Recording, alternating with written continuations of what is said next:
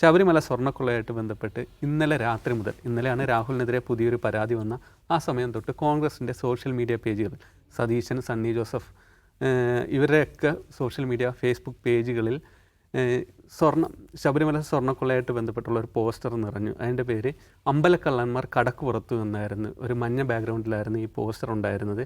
കാരണം നേരത്തെ തന്നെ കോൺഗ്രസ് ആരംഭിക്കേണ്ട ഒരു ക്യാമ്പയിൻ ആയിരുന്നു. ഇന്നലെ രാഹുലിനെതിരെ രണ്ടാമത്തെ പരാതിയും വന്ന ഘട്ടത്തിലാണ് ഇത് ഉയർന്നു വരുന്നത്.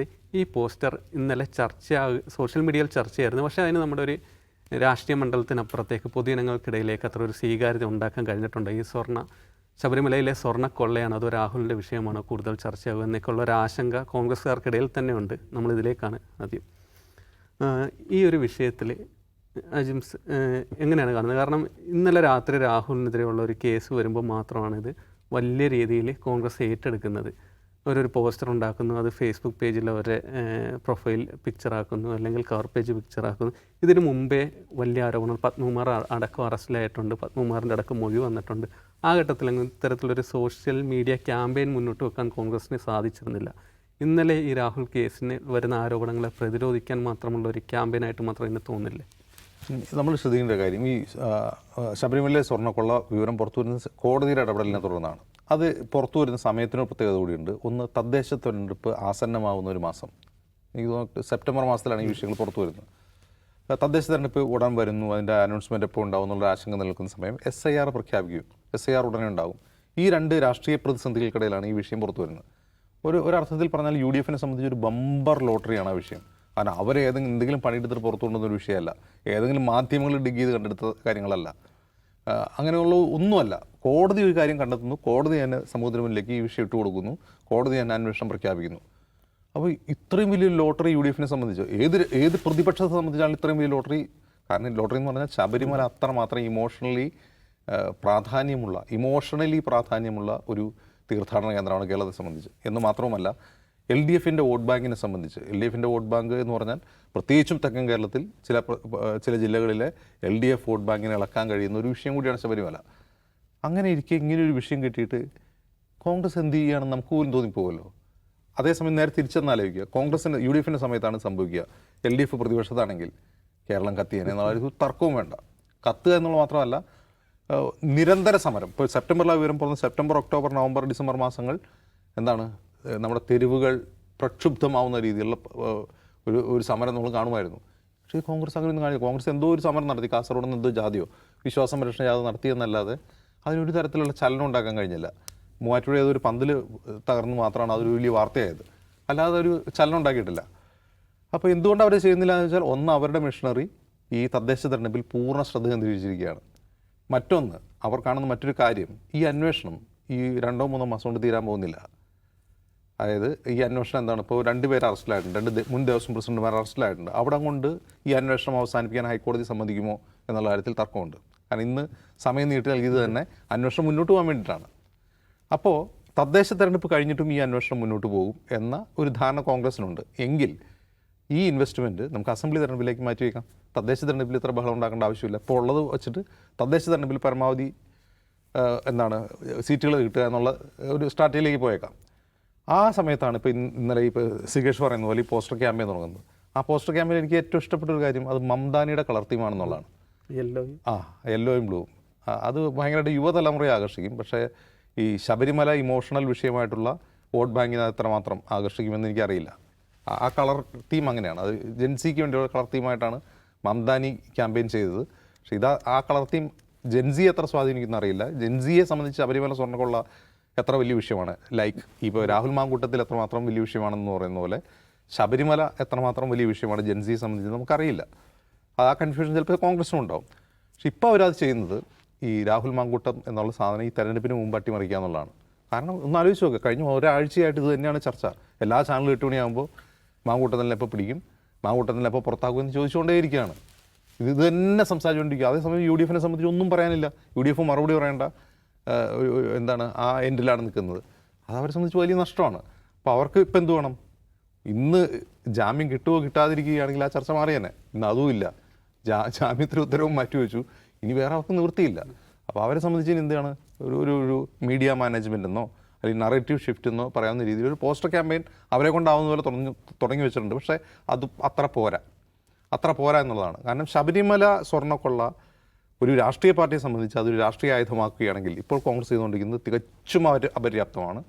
ഇനി ജനങ്ങളത് മനസ്സിലാക്കി അവർ ആ രോഷം പ്രകടിപ്പിച്ചോട്ടെ, പിണറായി വിജയനോടുള്ള വെറുപ്പ് ഞങ്ങൾക്ക് വോട്ട് ചെയ്ത് അവർ തീർത്തോട്ടെ എന്നാണ് കോൺഗ്രസ് കരുതുന്നതെങ്കിൽ, കോൺഗ്രസ് അങ്ങനെ ഒരു വിചാരമുണ്ട്, ഒരു സർക്കാരിന് ഭരിച്ച് അവർ മടുത്ത് ഞങ്ങൾക്ക് വോട്ട് ചെയ്ത് ഞങ്ങൾ ജയിപ്പിക്കുമെന്നവർ കരുതുന്നുണ്ട്. ആ കാലം കഴിഞ്ഞിട്ട് ഒരു 15 വർഷം കഴിഞ്ഞു എന്ന് കുറഞ്ഞ പക്ഷം കോൺഗ്രസ്സുകാർ മനസ്സിലാക്കണം. അതായത് ഒരു സർക്കാരിനെ മടുത്ത് പ്രതിപക്ഷത്തെ വോട്ട് ചെയ്ത് ജയിപ്പിക്കുന്ന മലയാളികളുടെ ഒരു മെനക്കെട്ട ശീലം, ആ ശീലം മലയാളികൾ മാറ്റി എന്ന് 2021 തെളിഞ്ഞതാണ്. ആ ശീലം കഴിഞ്ഞു. ഇനി അങ്ങനെ ഒരു വെറുപ്പുണ്ടെങ്കിൽ പോലും പ്രതിപക്ഷത്തിന് വോട്ട് ചെയ്യണമെങ്കിൽ പ്രതിപക്ഷത്തിന് വോട്ട് ചെയ്യാൻ പൊതുജനത്തിന് അതിൻ്റെതായ കാരണം വേണം. ആ കാരണം ഉണ്ടാക്കി കൊടുക്കാൻ കോൺഗ്രസിന് ഇതുവരെയും കഴിഞ്ഞിട്ടില്ല. എസ്പെഷ്യലി ഈ ശബരിമല വിഷയത്തിൽ നിങ്ങൾ എന്ത് ചെയ്തു എന്ന് ചോദിച്ചാൽ കോൺഗ്രസിനൊന്നും പറയാനില്ല. ഞങ്ങളൊരു വിശ്വാസ സംരക്ഷണ ജാഥ നടത്തിയെന്നേ പറയാനുള്ളൂ. പക്ഷേ ഇത് ഇൻഡയറക്റ്റായിട്ട് ഇത് ബെനിഫിറ്റ് ആവുക BJPക്ക് ആണെന്ന് കൂടി മനസ്സിലാക്കുക. കാരണം BJP, സംഘപരിവാർ, RSS പതിറ്റാണ്ടുകളായി കേരളത്തിൽ പ്രചരിപ്പിച്ചുകൊണ്ടിരിക്കുന്ന നറേറ്റീവ് ഉണ്ട്. ഇടത് വലത് മുന്നണികൾ നമ്മുടെ ക്ഷേത്രങ്ങളെ കൊള്ളയടിക്കുന്നു. ഇപ്പോഴും BJP പറഞ്ഞുകൊണ്ടിരിക്കുന്നതാണല്ലോ, പിണറായി വിജയൻ്റെ ആൾക്കാർ കട്ടുമെന്നല്ല പറയുക, ഇടത് വലത് മുന്നണികൾ ക്ഷേത്രം കൊള്ളയടിക്കുന്നു. അതിന് പകരം എന്ത് ചെയ്യണം, ദേവസ്വം ബോർഡൊക്കെ പിരിച്ചു വിട്ടിട്ട് ഇത് വിശ്വാസികൾക്ക് തരണം, ഞങ്ങൾ നന്നായിട്ട് നോക്കിക്കൊള്ളാം എന്നാണ് അവർ പറഞ്ഞുകൊണ്ടിരിക്കുന്നത്. അപ്പോൾ ഇത് വേണ്ട വിധത്തിൽ ശബരിമല വിഷയം കോൺഗ്രസ് ഉപയോഗിച്ചില്ലെങ്കിൽ അത് പ്രയോജനപ്പെടുക BJPക്ക് ആയിരിക്കും എന്നെങ്കിലും അവർ ഓർക്കണം. പ്രമോദ് സാർ, ഇന്ന് രാഹുലിൻ്റെ ജാമ്യാപേക്ഷയിലും പറയുന്നുണ്ട് ശബരിമല സ്വർണ്ണക്കൊള്ളയിൽ നിന്ന് വഴിതിരിച്ചു വിടാനുള്ളൊരു ശ്രമമാണ് ഈ കേസ് എന്ന് പറയുന്നുണ്ട്. അതോടൊപ്പം തന്നെ ഈ കേസിൽ പത്മകുമാറിൻ്റെ കുറച്ച് മൊഴികളുണ്ട്. ഒന്ന്, മുൻ ദേവസ്വം മന്ത്രിയായിരുന്ന കടകംപള്ളി സുരേന്ദ്രനും ഉണ്ണികൃഷ്ണൻ പോറ്റിയായിട്ടുള്ള ബന്ധം, അതേക്കുറിച്ച് പറയുന്നുണ്ട്. അതോടൊപ്പം തന്നെ പത്മകുമാർ നൽകിയ ജാമ്യ ഹർജിയിൽ പറയുന്നുണ്ട് ദേവസ്വം ബോർഡിന് കൂടിയിട്ട് ഇതിൻ്റെ അകത്ത് കൂട്ടുത്തരവാദിത്വം ഉണ്ടെന്ന് പറയുന്നുണ്ട്. പത്മകുമാർ കഴിഞ്ഞിട്ട് ഈ അന്വേഷണം ഇങ്ങനെ സ്റ്റക്കായി നിൽക്കുന്നുണ്ടോ എന്നൊരു തോന്നലുണ്ടോ? മൊത്തത്തിൽ ആ ഒരു തോന്നലിനെ മുതലെടുക്കാൻ കോൺഗ്രസിന് കഴിയാത്ത സാഹചര്യവുമുണ്ടോ? തീർച്ചയായിട്ടും ഉണ്ട്. കാര്യം അതിപ്പോൾ പറയുകയാണെങ്കിൽ സിഗേഷ് തന്നെ പറഞ്ഞ ഈ കാര്യം കടകംപള്ളിയിലേക്ക് എത്താതെ നിൽക്കുക എന്നൊരു സ്ട്രാറ്റജി ആ കേസിൽ പ്രയോഗിച്ചിട്ടുണ്ട് എന്നുള്ള കാര്യത്തിൽ നമുക്ക് വലിയ സംശയമില്ല ഇപ്പോൾ. അപ്പോൾ അതിന് പത്മകുമാർ തന്നെ അത് പൊളിക്കാൻ വേണ്ടിയാണ് യഥാർത്ഥത്തിൽ ഇത് ഉണ്ണികൃഷ്ണൻ പോറ്റിയും കടകംപള്ളിയും തമ്മിലുള്ള ബന്ധത്തെക്കുറിച്ച് മൊഴിയിൽ സൂചന കൊടുത്തതും അത് ആരംഭിക്കുന്നത് തന്നെ അവിടെ നിന്നാണ് എന്ന തരത്തിൽ ഒരു മൊഴി ഉണ്ടാകുകയും ചെയ്തത്. അത് വേണ്ടത്ര ചൂഷണം ചെയ്യാൻ അല്ലെങ്കിൽ അത് പരമാവധി ഉപയോഗപ്പെടുത്താൻ കോൺഗ്രസിന് കഴിഞ്ഞിട്ടേ ഇല്ല എന്നുള്ളതാണ്. അതിൻ്റെ പ്രധാന കാരണം ഒരുപക്ഷെ മറ്റേ കേസ് ഇങ്ങനെ കത്തി നിൽക്കുന്നതും കൂടിയായിരിക്കും. ഇവരെല്ലാ ബൈറ്റുകളിലും ഇപ്പോൾ നമ്മൾ കേട്ട് കഴിഞ്ഞാൽ അറിയാം, എല്ലാ ബൈറ്റുകളിലും രാഹുൽ മാങ്കൂട്ടത്തിൽ വിഷയം പറയുന്നുണ്ടെങ്കിൽ അതിന് തൊട്ട് പിന്നാലെ ഇത് ചേർക്കുന്നുണ്ട്. അത് തന്നെ യഥാർത്ഥത്തിൽ അവരെ സംബന്ധിച്ചിടത്തോളം ഒരു പരാജയമാണ് എന്ന് പറയേണ്ടി വരും. കാരണം ഡിഫെൻസിന് ഇപ്പോൾ ഈ ജാമ്യ ഹർജിയിൽ തന്നെ അത് ഈ മറ്റത് മറച്ചു വയ്ക്കാൻ വേണ്ടിയാണ് ഇത് പറയുന്നത് എന്ന് പറയേണ്ടി വരുന്ന ഒരു സാഹചര്യം കോൺഗ്രസിനെ സംബന്ധിച്ചിടത്തോളം ഉണ്ട്. യഥാർത്ഥത്തിൽ ഡിഗ് ചെയ്ത് പോയി കഴിഞ്ഞാൽ ഏറ്റവും നല്ല അവസരം, നേരത്തെ പറഞ്ഞ പോലെ ലോട്ടറി എന്ന് പറയുന്നത് പോലെ, ഇപ്പം മുമ്പ് ശ്രീധരൻപിള്ളയാണ് സുവർണാവസരം എന്ന് പറഞ്ഞാൽ ആ തരത്തിലുള്ളൊരു സുവർണാവസരം അല്ലെങ്കിലും UDFനെ സംബന്ധിച്ചിടത്തോളം ഏറ്റവും അധികം മുതലെടുക്കാൻ കഴിയുന്നൊരു വിഷയമാണ് സ്വർണ്ണക്കൊള്ള എന്ന് നമ്മൾ മനസ്സിലാക്കണം. എന്തിനെയൊക്കെയാണത് ടച്ച് ചെയ്യുന്നത് എന്ന് ആലോചിക്കണം. ഈ പറഞ്ഞ ശബരിമല എന്നതിനുള്ള വൈകാരികമായ അടുപ്പത്തെ, അതുപോലെ തന്നെ സ്ത്രീകൾക്ക് സ്വർണം എന്ന് പറയുന്നത്, അപ്പോൾ സ്വർണം മോഷ്ടിച്ചുകൊണ്ട് പോകുന്നവന്മാർ ഉണ്ടാക്കുന്ന ആ സമ്പത്തിനെ കുറിച്ചുള്ള ഭയങ്കരമായ കാഴ്ചപ്പാടുണ്ട്.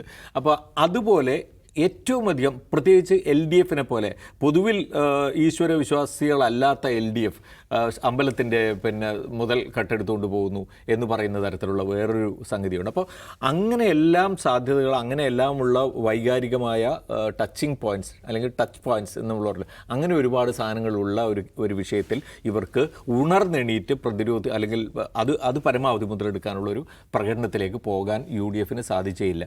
ഇപ്പോൾ അതിൻ്റെ നേട്ടമുണ്ടാക്കുന്നത് എങ്ങനെയാണെന്ന് വെച്ച് കഴിഞ്ഞാൽ കഠിനമായ ചോദ്യങ്ങളിൽ നിന്ന് രക്ഷപ്പെടാൻ LDFനും കഴിയുന്നു എന്നുള്ളതാണ്. ഇപ്പോൾ ഗോവിന്ദമാഷിൻ്റെ പ്രസ് മീറ്റ്, 1-2 പ്രസ് മീറ്റ് ഈ പത്മകുമാറിൻ്റെ മൊഴി പുറത്തു വന്നതിന് ശേഷമുള്ള സന്ദർഭങ്ങളിലുണ്ടായി.